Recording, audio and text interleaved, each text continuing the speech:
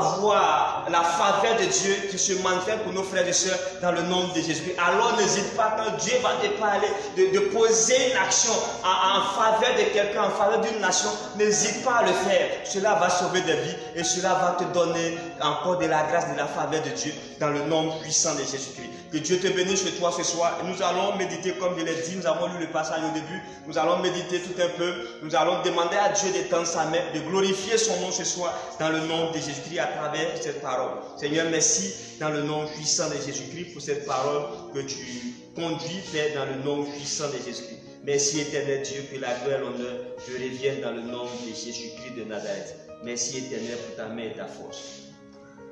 La Bible déclare en Marc le chapitre 11 à partir du verset 20. Le lendemain en passant, les disciples virent le figuier séché jusqu'aux racines. Pierre, se rappelant ce qui s'était passé,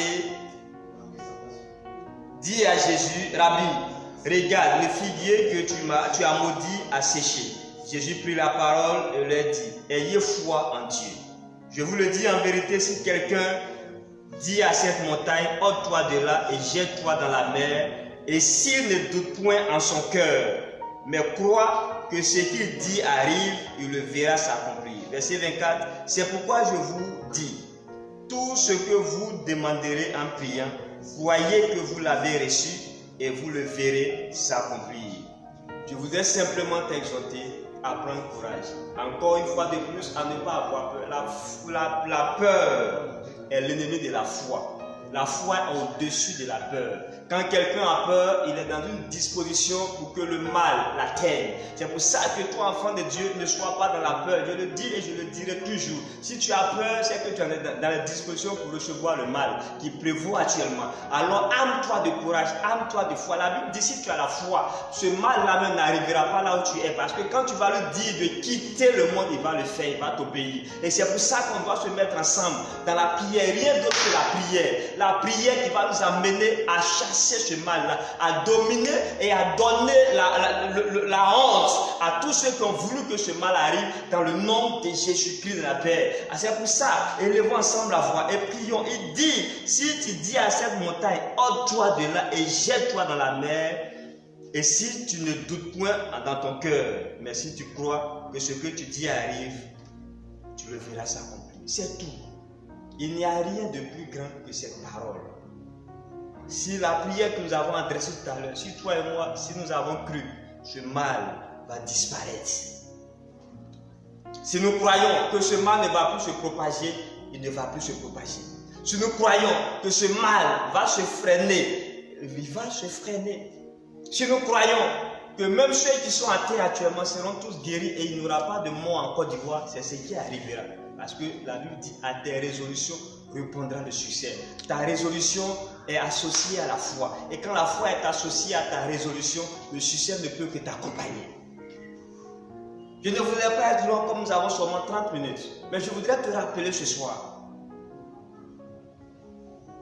Quelles que soient les statistiques qu'on va te donner, quel que soit le bilan qu'on va te faire, quels que soient ceux qui vont tomber à côté de toi, que tu n'aies point peur. Mais si tu pries, personne ne tombera autour de toi et auprès de toi. Et c'est ma prière aujourd'hui. Parce que j'ai mal aujourd'hui. Quand je réfléchis, je pense, je me dis, tous ceux qui meurent, est-ce qu'ils connaissent le Seigneur? Tous ceux qui sont en train de disparaître, est-ce qu'ils ont accepté le Seigneur Jésus? Alors si ce n'est pas fait, c'est une perte et une grosse perte pour le Seigneur Jésus. Souvenez-vous qu'il dit que lorsqu'une âme se convertit, il y a de la joie dans le ciel. Donc imaginez, quand une âme ne s'est pas convertie, qu'elle meurt, c'est de la tristesse dans le ciel. Et Dieu veut éviter cette tristesse-là. Et il veut compter sur toi, sur ta prière, pour délivrer ces enfants qui sont en train de mourir, pour sauver ces enfants qui sont en train de périr, pour sauver ces enfants qui sont dans des situations difficiles aujourd'hui. Alors réfléchis et exerce-toi à la prière. Réfléchis, même si tu es au boulot, tu peux prendre du temps pour prier. Déjà, le fait que tes pensées sont disposées à parler au Seigneur, tu seras connecté à lui et tu pourras prier. Je voudrais te dire merci ce soir d'avoir pris du temps pour ce direct, mais aussi à rester dans la prière. Nous serons là dimanche pour un autre message encore très poignant, pour te donner de comprendre encore d'autres choses. Mais je voudrais que dans ce temps-là, que tu apprennes à vivre le ciel sur terre. Alléluia. Que Dieu te bénisse. Dis Amen chez toi, que la grâce de Dieu repose sur ta vie. Je déclare que tu sois couvert du sang de l'agneau. Je déclare que toi et ta maison, vous soyez couverts du sang de Jésus-Christ de Nazareth. Qu'aucun mal ne vous atteigne au nom de Jésus-Christ de Nazareth. Que ce soit le coronavirus, que ce soit le cancer, que ce soit une autre maladie, que ce soit une autre situation, que cela ne vous atteigne au nom de Jésus-Christ de Nazareth. Que la main de Dieu soit votre protecteur. Au nom puissant de Jésus-Christ de Nazareth. Dis Amen. Que Dieu te bénisse.